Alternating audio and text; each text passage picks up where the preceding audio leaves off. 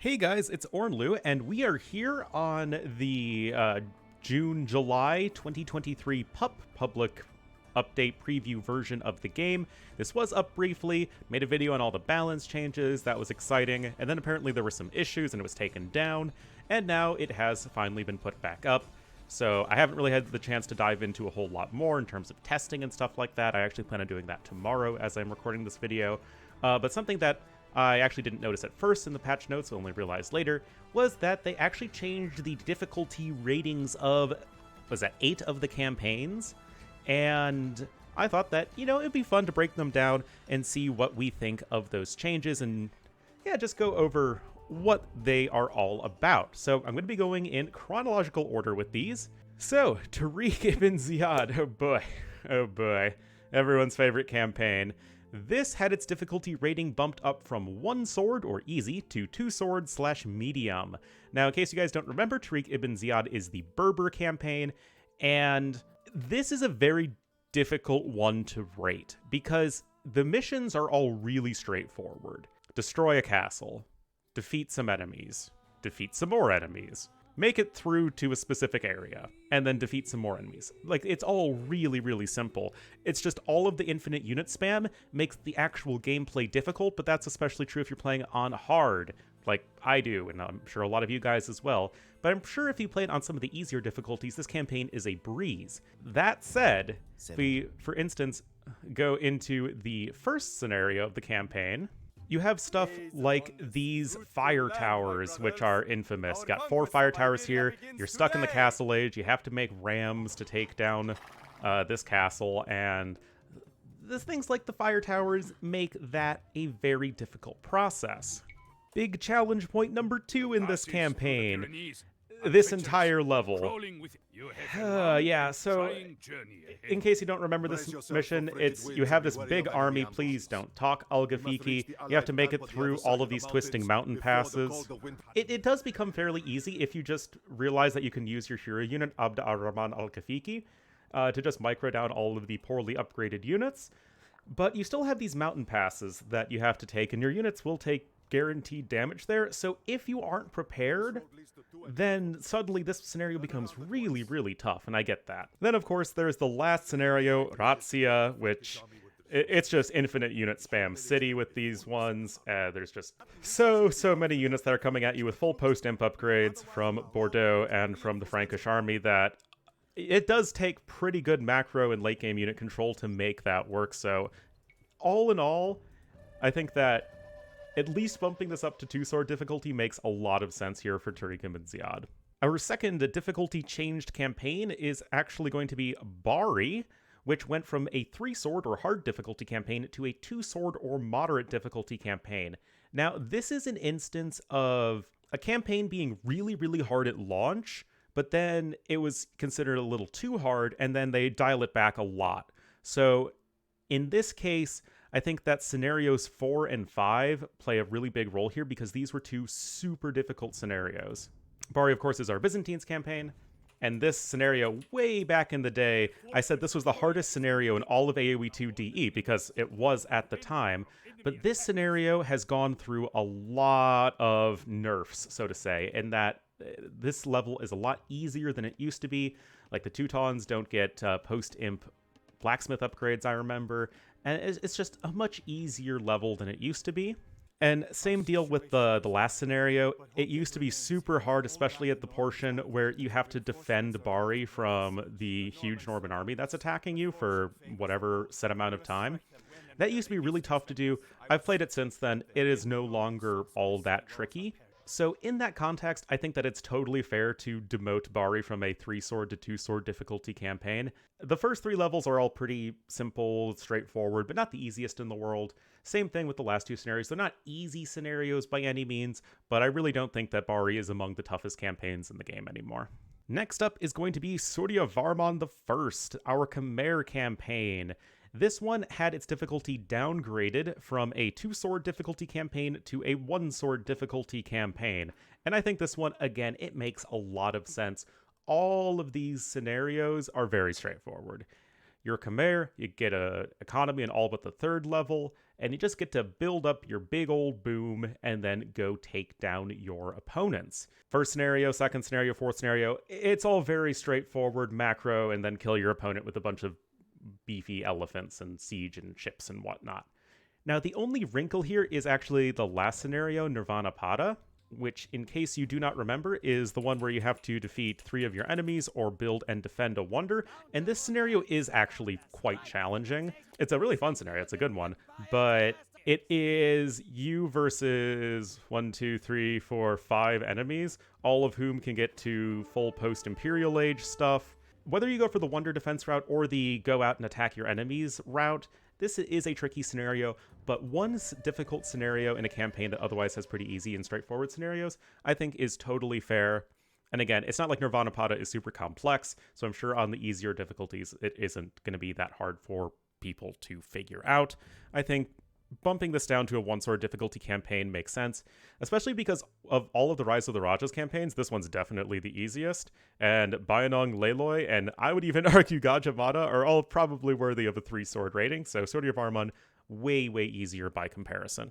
Next is going to be Evilo, our Bulgarians campaign, and this had its difficulty bumped up from 2 swords to 3 swords, and this is where a lot of what I was talking about in terms of scenario complexity comes in, because all of these scenarios have you doing something out of the ordinary. You have the first scenario where you go ahead and can't make any farms whatsoever. Other than not building any farms is pretty straightforward, but still, you can't make farms. Second scenario has you defending this monument. It's basically King of the Hill, and although it's, I don't think, all that difficult, at the same time, it's not your basic build and destroy scenario. You know, you have to play something a little bit different. Then, of course, how could we forget the third scenario in this campaign, Tsar of the Bulgars. This is literally one of the hardest scenarios in the campaign. You basically have to make a bunch of cav archers and snipe the enemy cons, otherwise you get overwhelmed by all of the various aspects of the Golden Horde. And if you know that and you can approach that, then yeah, the scenario does become a bit easier, but that's still not necessarily the most intuitive thing in the world. And yeah, it is just a tough level otherwise. Now, you do get, I think, the locations of the cons these days on your minimap, whereas you didn't used to do that, so that's like a little bit easier. But still, this is a tough scenario, and again, a bit more complex because you can't get an economy. And then quickly, Echoes of Heroes, you have the whole leapfrog thing in the beginning of the scenario, which is a little bit odd. And then the last scenario is quite tricky as well, especially because you have a kind of RPG-like scenario in the beginning. So I think all of this makes sense. Evilo, I don't think it's like super hard, but it is very complex. And for that complexity, I think that could be challenging for a lot of new players. 3 swords, I think, is actually justified here. Next is going to be Yanjishka from the Dawn of the Dukes campaigns. Of course, this is the Bohemians campaign. It is actually being downgraded from 3 swords to 2 swords, and I think this makes a lot of sense. If we think back to Dawn of the Dukes and its launch, it used to be Algirdas and Keshutis was 1 sword, and always was. Jadwiga was 2 swords, and Yanjishka was 3. And I really feel like this was because you were supposed to play it in the order of Algirdas and Keshutis, then Jadwiga, then Yanjishka. Jadwiga is one of the hardest and most complex campaigns in the entire game. Possibly the hardest and most complex. So that one, I don't know why that was ever not 3 swords. Yanjishka, on the other hand, is a lot more straightforward than that. It's not the easiest scenario. You have levels like the Golden City, which, in case you don't remember, is this one where you have to break the siege of Prague, and you don't really get your own eco. You can't train any more vills other than the 10 that you get from the start. And you have to like get supply carts and then take down like the western portion of the city. You have to deal with the Italians as Bohemians, which can be quite tricky. And then you have to take down the Holy Roman Empire as well. So this is definitely a tricky scenario, but other than that one, none of these levels are really all that hard. Like the second one is just like big boom and like build and destroy. Third one, really straightforward build and destroy. Last scenario, straightforward build and destroy. Fifth scenario, you don't get an economy, but it's still pretty straightforward. So I do think that, again, we're looking at enough complexity to bring it above a 1-sword difficulty, but I don't really see why this was ever 3 swords. So good change there as well, in my opinion. Next up, we are going back to Europe with Sforza, our Italian campaign, and this was actually downgraded from 3 swords to 2 swords, so from hard to medium. And honestly, I don't even think this is enough. I think Sforza is one of the easier campaigns out there. The first scenario is like, I don't even know how you can possibly lose it. You just send units towards your opponent and eventually win. I guess, like, this scenario, his own man can be kind of tricky, because again, you don't get your own economy. You have to bring the relics, in case you don't remember, to the monasteries to go get their support, and you get resources that way. Then you get their cities, and then eventually you get enough stuff to take down Piccinino. That said, it's not that hard. Again, you just kind of have to figure out the little bit of a puzzle. It is a Philadelphia campaign, after all, in its origin. But other than that scenario, the third mission is basically a 1v1 on Baltic. The fourth scenario, it's kind of hard, but very straightforward. You just have to defeat your enemies. And then the last scenario, it's basically like a game of deathmatch. So I can kind of get 2 swords. I still think it's one of the easier campaigns in the game. So I might even bump it down to 1 sword, but that's just me. Our second to last campaign change of the video and patch is Francisco de Almeida, our Portuguese campaign, which went from a 2-sword difficulty to a 3-sword difficulty. And again, this is another Philadelphia campaign, and there's a lot of complexity here. The first scenario, you don't get an economy until much later. The second scenario, you have the whole, you start on the island. Here, let me just show you. It's this scenario, and it's difficult to collect resources. Wait, did they change this? Wait, what? Whoa, they changed this scenario. This used to be a castle that you had to destroy. When did they change that? Oh, come on. They gave you... Okay, this scenario was changed. I literally don't even remember. Whoa! These guys used to just have some random camps. Now you actually have actual stables and stuff. Okay, the Emir looks pretty much the same. Oh, wait, you used to have this area. What? Hold on. Hold the video. So here you get some cannon galleons just to make your life even easier, I guess. If you find this, you used to have like the enemy units over here. Yeah, this used to just be some pavilions that would just keep on spawning units until they were destroyed. Now it looks like they actually have production buildings that you need to take down, which I guess would be a little bit more intuitive. Your own starting base seems basically the same, except you don't get the lumber camp over here, which could actually make things a bit trickier in terms of finding wood, because this was your best wood source. Now it looks like you kind of have to use the trees. Oh, wait, what? You get a town center over here? Hold on, that makes this way easier. All right, now I want to go back and see if they changed the other scenarios. Yeah, it's a good thing I just wanted to show you guys the Line of Africa.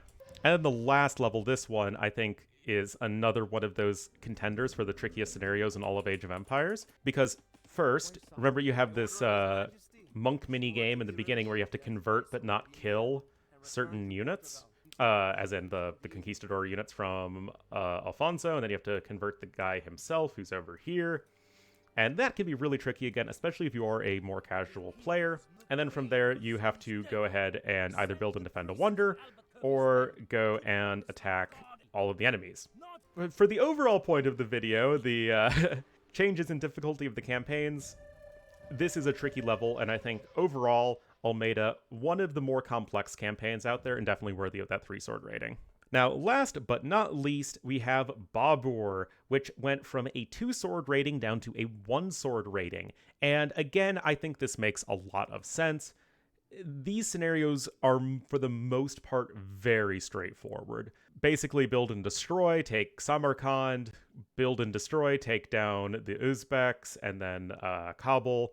Into India is basically Indochina, but on easy mode because you just boom up massively.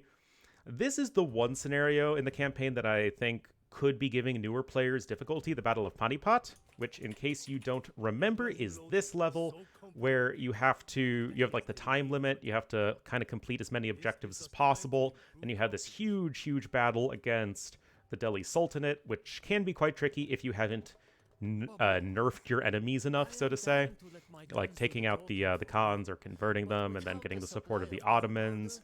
All of that stuff is super important, and then you kind of, once you defeat their big army in the fight, then you just go for the counterattack and win. But this scenario is definitely tricky, but other than that, all of these scenarios are pretty easy and straightforward. So I think that this is probably still one of the harder 1-sword difficulty campaigns. So 1 sword definitely makes a lot of sense. But yeah, those are all of the changes. This is the first time they've really gone and changed the difficulty levels, or their appointed difficulty levels of all of the campaigns. So I thought it'd be worth making a video for. Definitely let me let me know in the comments what you guys think of these changes. Do you agree with them? Do you disagree with them? Do you think that some campaigns should have had their difficulties changed that weren't changed in this patch? Certainly a possibility. And before I sign off, I do want to give an extra special shout out to my Patreon supporters, with Anonymous and Tristan in the Great Wolf tier, and then Carolyn, Donnie, Elvanor, Fryru, and Tandoori in the Dire Wolf tier. Thank you guys so much for your support, and thank you all so much for watching, and I'll see you guys next time.